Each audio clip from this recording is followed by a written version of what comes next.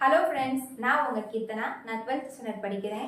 இன்னைக்கு டிசம்பர் 3 உலக மாற்றுத்திறனாளிகள் தினமாக கொண்டாடப்படுது.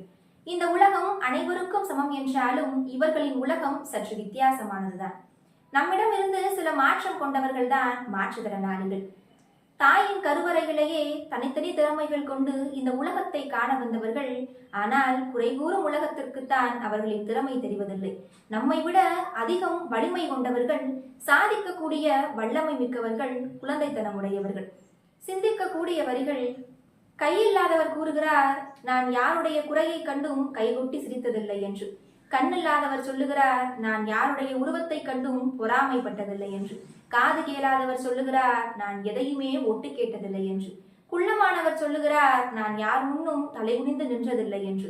கால் இல்லாதவர் சொல்லுகிறார், நான் யார் முன்னும் கால் மேல் கால் போட்டு அமர்ந்ததில்லை என்று.